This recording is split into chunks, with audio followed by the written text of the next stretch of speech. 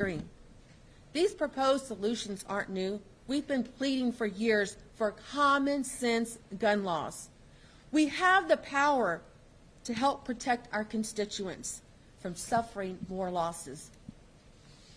Our children should be excited to go to school, not fear for their lives. These tragedies will continue to happen until we pass some basic common sense gun safety measures. The Florida legislature did so after Parkland. We can too. ¿Tenemos prensa en español? ¿Sí? Ok, bueno. Soy Carol Alvarado, presidenta del Caucus Demócrata del Senado.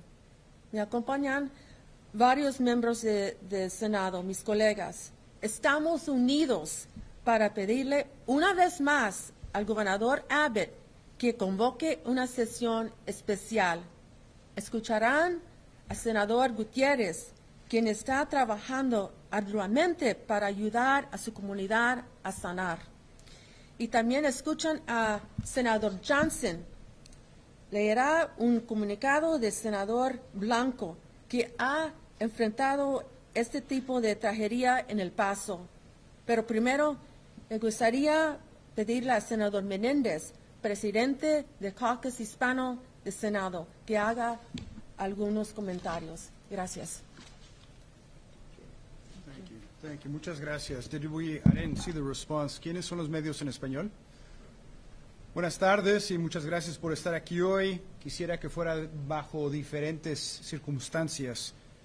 Primeramente, tenemos que ofrecer nuestras pésames a las familias de los que fallecieron, los 19 niños y las dos maestras que fueron asesinados. Como padre, como abuelo, como hijo, yo entiendo que no existen palabras para poder ayudar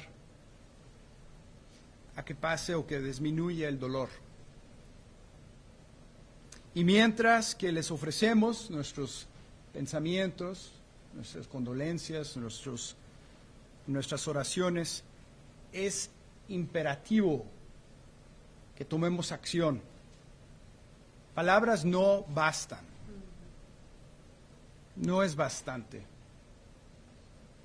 Tenemos que tomar acción. Acción para que otros padres, otras familias no tengan que sentir el dolor que éstas han sentido. Tenemos que tomar acción para sacar a las armas de guerra fuera de nuestras comunidades. Que no pueda un niño de 18 años ir y comprarse 2 armas y casi 400 balas que son diseñadas para el teatro de guerra. Tenemos que acordarnos que la mayoría de estas tragedias están pasando en nuestras comunidades de color.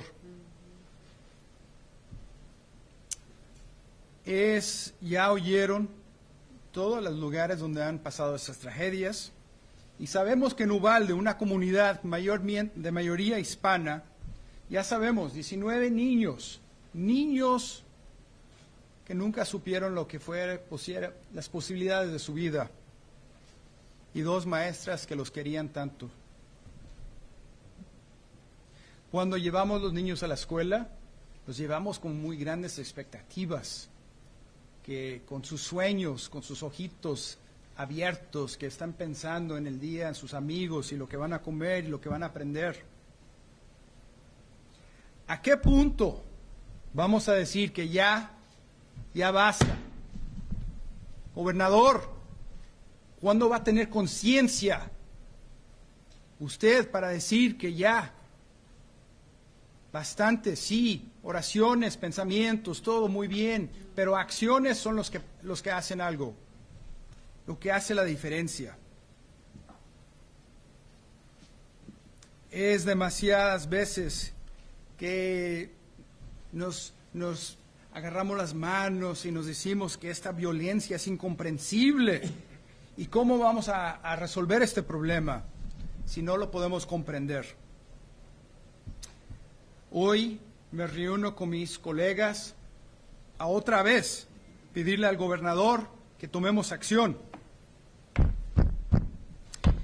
Yo no quiero que nadie en este cuarto ni nadie que esté viendo esto tenga que pensar qué haría yo si fueran mis hijos, si fuera mi nieta, mi nieto.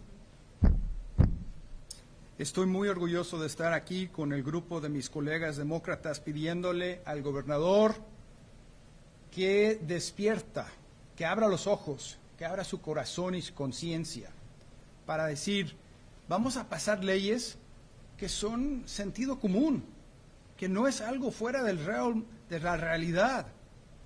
Tenemos la legislación, todos los que están detrás de mí han introducido piezas de legislación listas para que no parezca otra tragedia de este tipo. Gobernador, por favor, convoque una sesión especial para que podamos proteger a todos los tejanos, especialmente los niños, que en menos de 2 meses van a regresar a la escuela. Menos de 2 meses. ¿Qué les decimos? ¿Cuántos maestros y maestras están pensando? ¿Regresaré o tomo mi vida en mis manos? Mi colega, el senador Rolando Gutiérrez, ha estado en Uvalde más de 3 semanas consecutivas. Lo hemos visto en la televisión, lo hemos visto con las familias, lo hemos visto con su corazón abierto. Es un señor que le tengo mucho respeto como senador, pero también como padre, como esposo. Y hoy está aquí para hablar de este tema muy importante. Muchas gracias. Thank you.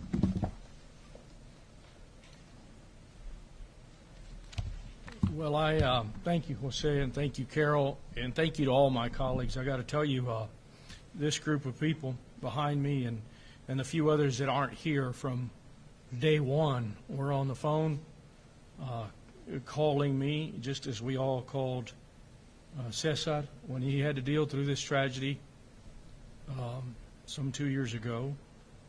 I guess it's been 2 years. Just like, you know, we called Judy when Sutherland Springs and she had to deal with all of that.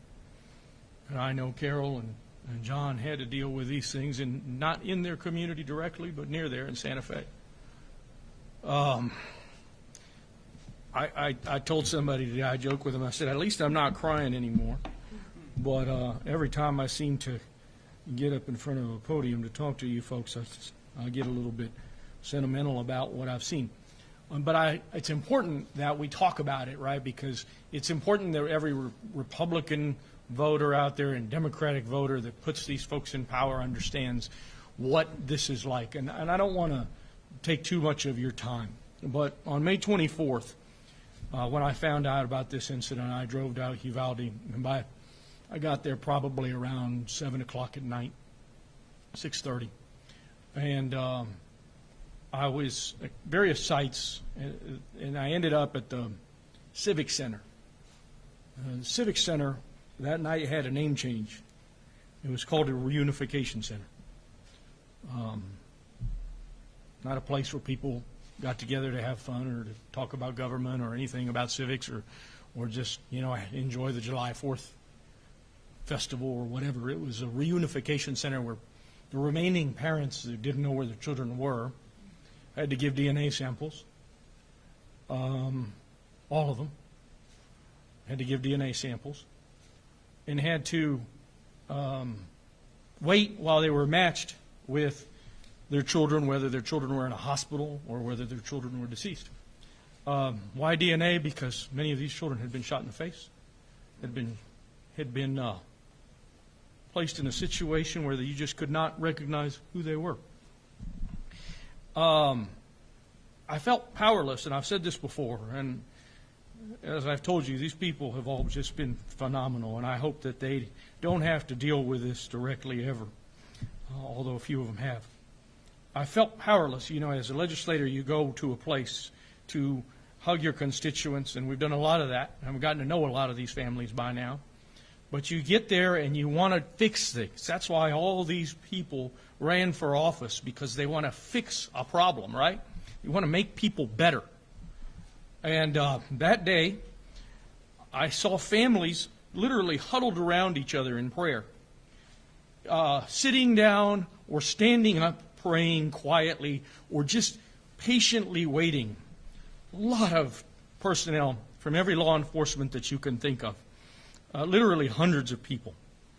And throughout that evening, you would see the quietness of these families, and you dare not go near them because they didn't want to hear, hey, I'm your senator, I'm going to be here for you, I'm going to take care. They didn't want to hear that, and I didn't feel that they did.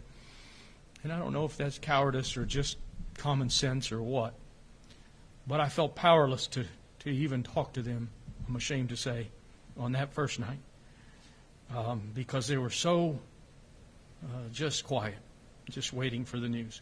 And then I've used this word before, the juxtaposition, right, the oppositeness of something. When some city employee or county employee came up to them and gave them the harsh news, you would hear wails, you would hear crying that you have never heard before in your life, not like any cry or sob, but simply wailing. You heard people, moms and fathers, running out of that building, wailing. And that's what I need to impart to people. I feel I've tried to go to as many of the funerals that I could of those that wanted us there. We've still been very respectful of all the families. I've seen 7 little girls in coffins, one that I could not see because her coffin was closed, and you can only imagine why. I wanted to go and visit with as many people as I could and stay in that community for as long as I could. I was there for 14 days straight because I wanted everybody here to know, not these folks because they get it, that we need to do something here and we can do some common sense solutions. And simply doing nothing is about as evil as it comes, right? Simply doing nothing is and talking a good game and having committee hearings and round tables is about as pathetic as it gets. Is it 56, I think, right? 56 days in front. And so that's how much time Greg Abbott has to call us into a special session. He can have all the special committees he wants. He can do all the roundtables and recommendations he wants. He can talk about school safety all he wants. But we don't ever get to do anything without a legislative special session called on a date certain for 30 days. Nothing that they're doing, no investigation that's going to happen with regard to response is going to bring the lives of these children back. But God forbid that it happens in any one of these people's homes and districts, home districts. My kid told me, Daddy, you've been on TV and all over social media. I said, honey, I'd rather be cooking barbecue with you and have 19 little babies back with us and 2 wonderful teachers and a man that died of a broken heart. That's the crazy, crazy shit that we're dealing with in this state. And we're dealing with it because we've got a group of people in power in this state that refuse to make simple common sense solutions. Now what we've asked for, I think I was asked to call and speak to you about this very long bill. A lot of details in it, and I get that the devil's in the details, but it comes down to 4 things. Age limit, raise the age limit to 21. This kid walked into a store like it was 7-Eleven buying a Slurpee, walked out with a machine gun, and the next day walked up with a bunch of ammo. The next day he walked out with a machine gun that he had purchased, with an AR-15 that he had purchased online, and it was delivered to that store. But where's the human red flag? Where's the responsibility of that store owner to say, hey, there's something wrong here. You live in Uvalde, you're either going to kill a bunch of kids or a bunch of people, or you're going to go sell these guns to the cartels. Where did that person not call law enforcement? Didn't happen here. We're asking for red flags because we need to have them. Extreme risk protective orders, you all know what they are. We're asking to close the background check loophole, the gun show loophole, and you all know what that is. And we can go and get into details if you like. But details don't amount to one hill of beans without us getting into a special exception. And every one of these people would be more than glad to sit in a room and compromise and say, where can we meet in the middle here? And I'm okay with that too. But we have a governor that's unwilling to get us in a room. He wants to give you the snow job that there's special committees out there that are happening and that they're somehow going to lead to some good. And the last thing that we're asking for is a cooling off period for certain guns of 72 hours, which I think is a reasonable thing. And so with that, I thank them. I thank you for coming. I thank them for all their support. They've all lived it with us. And you've all lived it. We've all cried this thing out, and then some of us still are. So with that, I know that Dathan wants to impart some great words on us, and Senator Johnson, I know, on behalf of Senator Blanco, has something to say, and on behalf of himself. We all want this madness to stop. You need to have Greg Abbott get us back into this building to actually get to work, not to have a special committee hearing where nothing happens. So with that, Nathan Johnson, please. Good afternoon. I'm here as it's my sad privilege to present the comments of Senator Cesar Blanco, our friend and colleague, but I should acknowledge that our friend and colleague, Roland Gutierrez, has buried the emotional burden of this tragedy, manifold what any of us can even imagine, and he has courageously and nobly continued to meet people of the state on an emotional level and a direct level that I think is necessary in order to penetrate the fog that we seem to be suffering in this state when it comes to gun safety.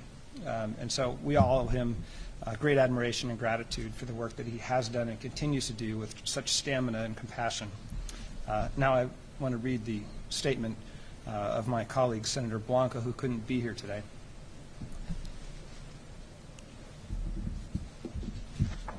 Good afternoon. I sincerely regret that I cannot be there in person due to testing positive for COVID-19.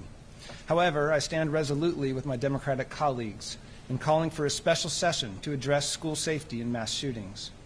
Linked by devastating mass shooting tragedies in our respective districts, I also join my friend and colleague, Senator Gutierrez, in demanding answers and solutions to help Uvalde heal and to prevent such tragedies from ever happening again. We are not unfamiliar with the task at hand. In recent years, we have extensively studied and discussed school safety and mass shootings in roundtables, commissions, and previous interim committee hearings.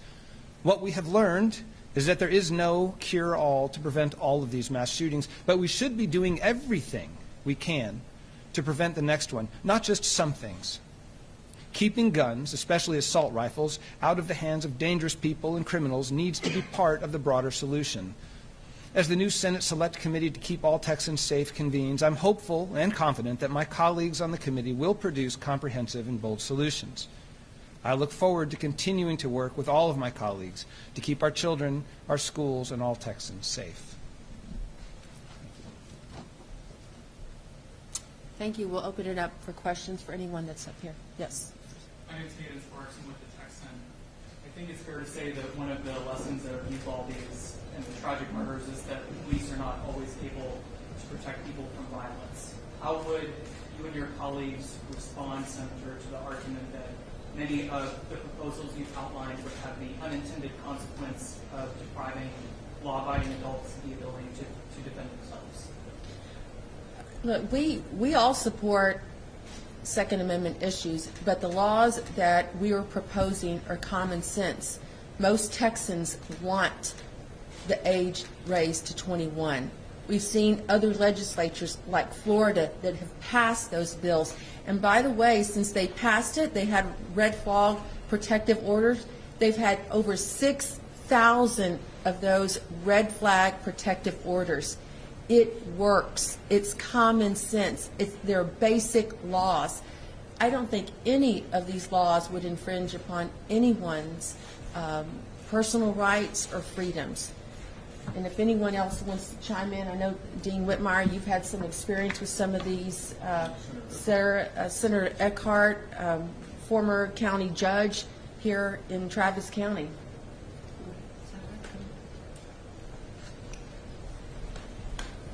The simple truth is, what we're asking for is a debate, a roll call.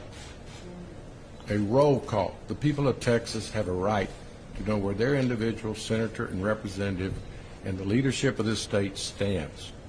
I'm here sharing the frustration of Texans who just want to know, are we listening?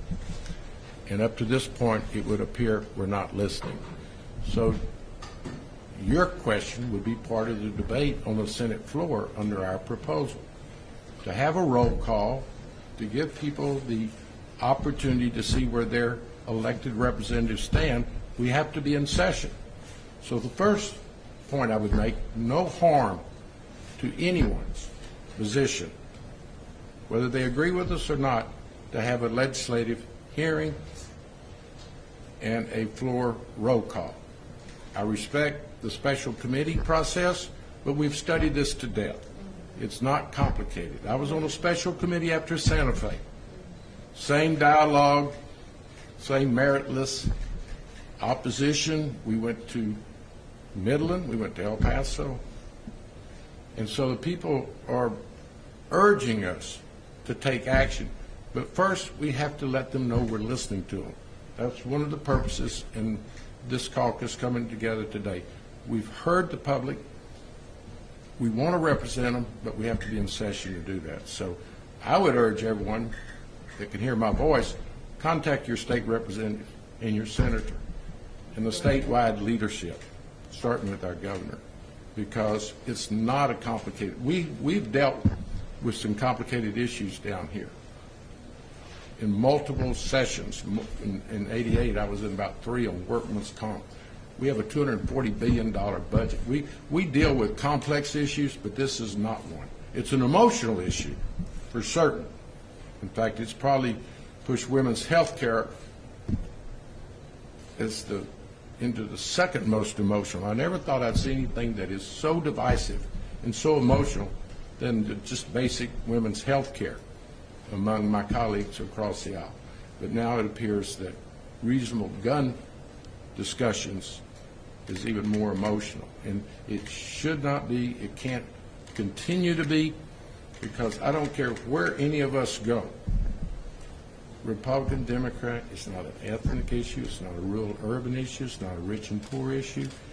People are scared of taking their children to school. People are afraid to go to a supermarket or their synagogue or their church. So we're elected to deal with the public's business, and it's been my experience after many years that we are normally reactive. And it's unfortunate. We ought to be proactive and do some things which we're attempting to do before the next tragedy, but typical form, we're reacting to a tragedy. We're reacting to court decisions. So I'm as frustrated as the people I represent, because this is the tool that our system provides, the legislative process, and we're not taking use of it as we stand before you today. We're going to study it tomorrow. We're going to study it in the following days, but we need to be here having a roll call. If nothing comes out of this caucus press conference, we're urging a roll call so that people will know where you stand. You know, a lot of time, you gain a lot of knowledge by losing a vote. At least you see where your colleagues stand and who we need to continue to just have discussions with. So my calling out today, with my colleagues standing with me, is let's go into special session and have a roll call vote, up or down on public safety. Thank you. Specifically to people's concern that they would not be able to protect themselves under the laws that we're proposing. Every single one of the provisions in the law that we are proposing helps ensure that stable, law-abiding adults are the only ones with possession of weapons in Texas. That's good for public safety, and it's good for law enforcement to have regulations in place that assure the public that only law-abiding and stable adults are in possession of guns. None of the provisions that are laid out in our bill would reduce stable, law-abiding adults from having access to weapons. A majority of Texans support an appropriate balance between rights and responsibilities and assure that only people who can live up to those responsibilities are in possession of guns. No one here today is looking to prevent law-abiding, stable adults from the right to bear arms. What we are trying to do for the people of Texas, for our safety, is to assure that only law-abiding, stable adults are in possession of weapons. We already have that in the state of Texas in the family violence context. When an individual comes to a court and convinces a judge that their spouse has threatened to kill them, the judge can remove that person's access to weapons temporarily. We used to have licensing, which was also an appropriate balance between rights and responsibilities. None of us are looking to prevent stable, law-abiding adults from possessing guns. That is a right, and we stand by it. But it is also a right for us to pursue safety for every Texan. What's the willingness to compromise here? Are there certain measures you are willing to walk away from in order to get something basic off the ground? It's hard to even comment on that when you can't even have the debate, as the dean said. We don't want to get into the specifics of what we're willing to compromise on, but we need to at least be in the arena. We have to be in the chamber to have the discussion. But without calling this into a special session, we can't even get to the point that you're talking about. To follow up on that, is there a concern that you see the reception that some Republicans are getting, especially Senator Cornyn, that's going to make Republicans even less likely to even want to come to the table? That's for them to answer. I caught some of what their platform passed. I think it was a very, the attendance was very low compared to other times at their convention, which says something about what they're going through in their party. And I saw some of the things that they passed, very extreme measures that I'm betting most of our friends on the other side of the aisle could not be in line with. So I think what we have proposed here in the bill are things that everyday Texans want. You've seen from the polling, I referenced some of it even before the mass shooting in Uvalde. Let me respond in Spanish so the two Spanish stations can get it. So, la primera pregunta fue que si no tenemos el peligro, la preocupación de que si pasamos esas leyes, que las personas que viven sus vidas rectas y correctas no van a tener acceso a las armas, pues nada podría ser más fuera de lo cierto que eso. Nada de lo que hemos propuesto en nuestras leyes de sentido común le quitarían la arma a nadie, ni le estorbarían el derecho a una persona adulta que esté estable, que sepa las leyes, ir a comprar una arma. Pero estamos pensando bajo el escenario que comentó el senador Gutiérrez, donde este joven de 18 años entró a la tienda y compró sus metralletas, armas de guerra, como si hubiera entrado a un 7-Eleven. La ironía de eso es que si entra a ese mismo 7-Eleven no puede comprar ni un cigarro ni una cerveza, pero sí puede comprar una metralleta. Entonces, pregunta el señor que si no tenemos preocupación, que los republicanos no van a querer, o cómo vamos ¿dónde vamos a llegar a un acuerdo? Bueno, lo dijo muy bien el senador Whitmire. Si no nos trae el gobernador a tener la conversación, ¿cómo sabemos en dónde comenzamos a tener el debate? Así que tenemos que tener el debate, y lo que me gustó más que nada que dijo el senador Whitmire, dijo que ustedes que están viendo esto, háblenle a sus representantes, háblenle al oficial gobernador y pídanle que nos convoquen en una sesión especial, porque si no estamos aquí, no tomamos el voto, no sabemos dónde estamos.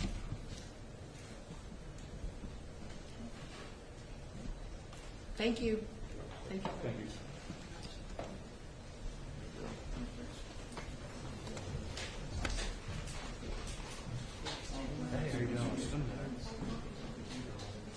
Yeah, I think so. Put lights.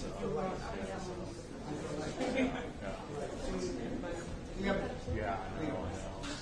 Sí, claro. Do you have a mic up there now?